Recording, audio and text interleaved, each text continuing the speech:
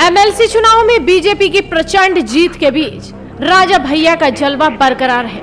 दरअसल स्थानीय प्राधिकार क्षेत्र के तहत विधान परिषद की 9 सीटों पर बीजेपी उम्मीदवारों ने पहले ही निर्विरोध जीत हासिल कर ली थी। 27 सीटों पर आज मतगणना हुई, जिनमें से 24 पर बीजेपी का परचम लहरा गया।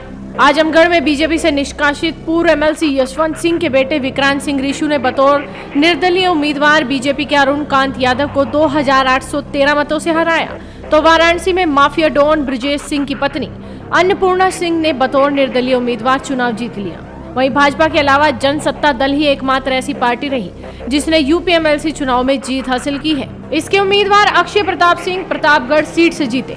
बता दें कि अक्षय प्रताप रघुराज प्रताप सिंह उर्फ राजा भैया के बेहद करीबी हैं। वो लगातार एमएलसी चुनाव जीतते आए हैं, लेकिन इस बार उनकी राहें काफी चुनौतीपूर्ण मानी जा रही थी। प्रतापगढ़ की स्थानीय निकाय विधान परिषद सीट पर बीजेपी को करारी मात खानी पड़ी है। बीजेपी से पूर्व विधायक हरि प्रताप सिंह को राजा भैया की पार्टी से उतरे अक्षय प्रताप सिंह उर्फ गोपाल भैया ने मात दी। राजा भैया ने इस सीट पर अक्षय प्रताप को जिताने में पूरी ताकत झोंक रखी थी। राजा भैया के समर्थन से अक्षय प्रताप सिंह प्रतापगढ़ सीट से लगातार 5 बार से एमएलसी बनते आ रहे हैं और 6ठी बार चुने हैं। 3 बार से वो सपा के टिकट पर एमएलसी बन रहे हैं और 2016 में निर्विरोध चुने गए थे। 2018 में राजा भैया के अखिलेश यादव के साथ रिश्ते बिगड़ने के बाद अक्षय प्रताप सिंह सपा छोड़कर जनसत्ता पार्टी में शामिल हो गए थे और अब बीजेपी को मात देकर अपना वर्चस्व बनाए रखा।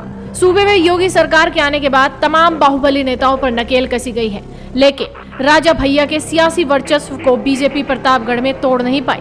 जिला पंचायत अध्यक्ष पद के चुनाव में बीजेपी ने सूबे भर में एक तरफा जीत दर्ज की थी, लेकिन प्रतापगढ़ सीट पर राजा भैया के समर्थित प्रत्याशी से बीजेपी को करारी मात मिली थी। इसके बाद विधानसभा चुनाव में कुंडा सीट पर राजा भैया के सामने बीजेपी प्रत्याशी की जमानत तक नहीं बची। राजा भैया कुंडा सीट पर खुद जीते और बाबागंज सीट पर अपनी पार्टी के विनोद सरोज को जिताने में कामयाब रहे। अक्षय प्रताप की जीत पर खुशी जाहिर करते हुए राजा भैया ने कहा कि सभी पंचायत प्रतिनिधि और जिन लोगों ने अक्षय प्रताप के चुनाव को अपना चुनाव मानकर लड़ा, उन सभी के प्रति आभार प्रकट करना चाहता हूं। उन सभी को धन्यवाद देना चाहता हूं। क्या इस चुनाव में सत्ता बल के दुरुपयोग का विपक्ष का आरोप सही है? इस सवाल के जवाब में राजा भैया ने कहा कि हर चुनाव अपने साथ कुछ चुनौतियां लाता है। हारने के बाद प्रत्याशी कोई न कोई बहाना ढूंढता है। जो भी प्रत्याशी हारते हैं, कभी किसी ने ये नहीं कहा होगा कि हमारी लोकप्रियता कम थी इसीलिए हम हार गए। हम भी सत्ता के खिलाफ चुनाव लड़े और जीते हैं, लेकिन हमको तो कहीं कोई भेदभाव देखने को नहीं मिला कि कह सके कि प्रशासन ने कहीं अन्याय किया। बता दें कि जनसत्ता दल पूरे प्रदेश में बीजेपी के अलावा एमएलसी चुनाव में जीत हासिल करने वाली अकेली पार्टी है। इसके पहले यूपी विधानसभा चुनाव 2022 में भी बिना किसी दल से गठबंधन किए जनसत्ता दल के 2 उम्मीदवारों ने जीत हासिल की थी, जबकि बसपा जैसी बड़ी पार्टी को एक ही सीट पर कामयाबी मिल सकी। जाहिर है कि राजा भैया अपनी पार्टी का विस्तार कर रहे हैं, लेकिन आखिर यूपी की सियासत में उनकी रणनीति क्या है? क्या वो किसी बड़े दल के संपर्क में है?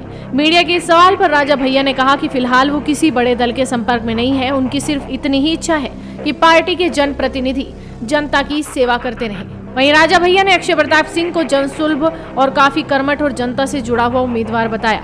उन्होंने कहा कि रुझान शुरू से ही उनके पक्ष में था। नए दल के सामने चुनौतियां होती हैं और हर चुनाव को हम उसी रूप में देखते रहेंगे। फिलहाल राजा भैया के बयान से ये साफ हो गया है कि उन्होंने जो कहा था वो करके दिखाया और अपना वर्चस्व भी कायम रखा। तो आप भी इस वीडियो को ज्यादा से ज्यादा शेयर कीजिए और जुड़े रहिए हेडलाइंस न्यूज नेटवर्क के साथ।